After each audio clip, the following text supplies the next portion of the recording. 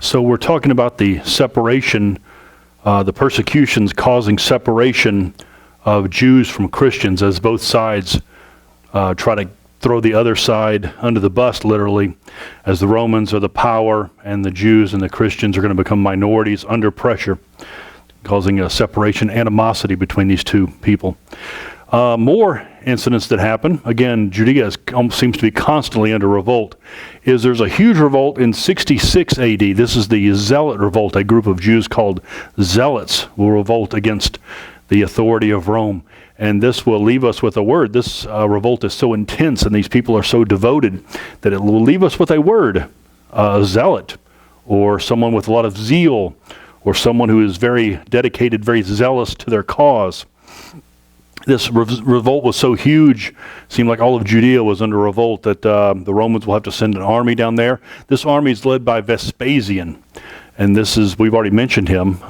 He's the one who's going to return back to Rome. He will have to put this revolt down.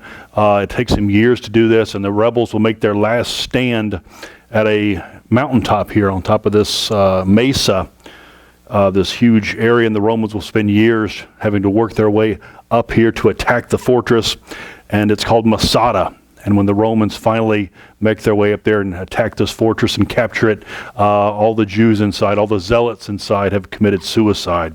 So it leaves us with that word, zealous, zeal, committed to the cause, that you would die for it. The next big event, as I mentioned, Vespasian, he returns to Rome to become emperor in the year 69. There's another revolt right after that, a huge revolt in 70 AD. The whole city of Jerusalem goes into revolt against Roman control.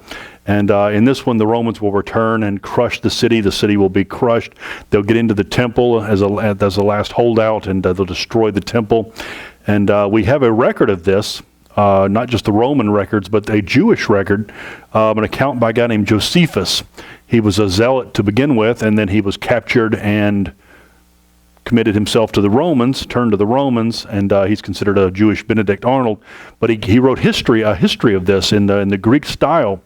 And it's a great account for us to see and learn about the Jewish revolts, this whole series of revolts, and then the final destruction of Jerusalem, and the final destruction of the temple, and the diaspora of the Jews, the spreading of the Jews, and just the seeming destruction of the Jews. He also mentions the word Jesus at one point in his writings. So this is about the only other account of the word Jesus, Jesus of Nazareth, who had led a revolt against the Romans earlier.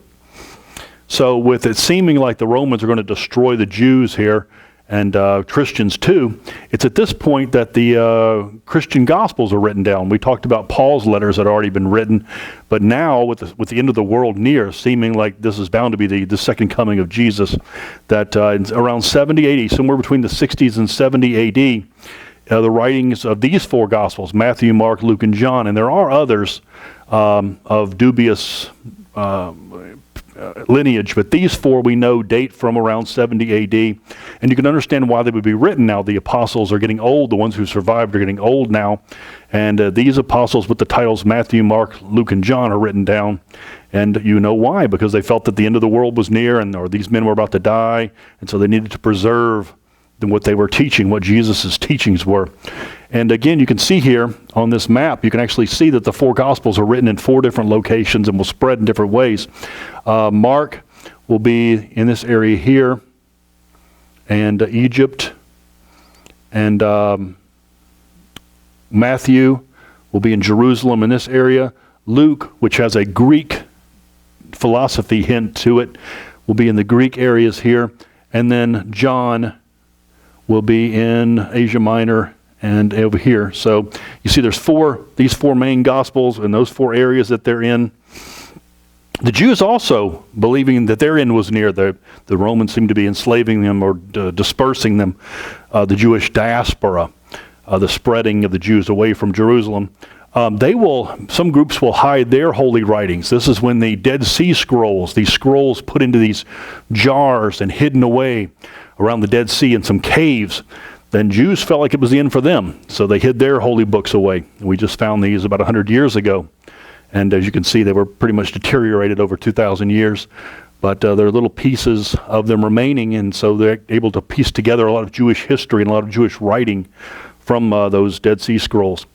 The persecutions continue. The Romans are attacking Jews and Christians, the persecutions. And this is where a lot of Christians will start to become kind of almost popularized as they are thrown to the lions here. The persecutions of Christians.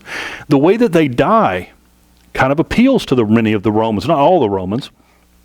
But when the Romans would go to the games to watch somebody die, they want to see the shrieking and the screaming.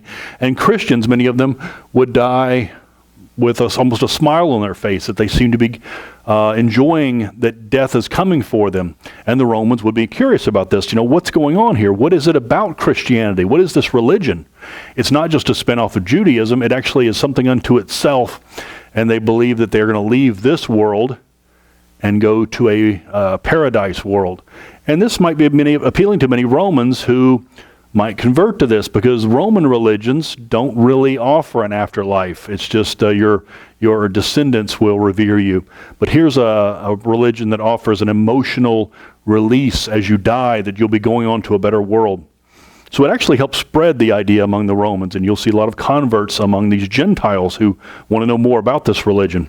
In fact, it spreads so easily now that and people start finding out more about Jesus, and it's not a religion of trying to kill the Romans, such that the pressure comes off of Christianity. By 110, the Emperor Trajan will issue a proclamation about Christianity. It's still illegal. It is an illegal religion. You have to conform to the official Roman religion, but he basically sends out an edict that we're going to leave Christians alone. The Romans will take the pressure off. You don't need to attack Christians anymore. We would call this a don't ask, don't tell policy. The Romans won't ask you if you're a Christian, and if you don't tell them, nothing will happen to you. But if you tell the Roman, or if the Roman finds out that you're Christian, you'll have to be locked away.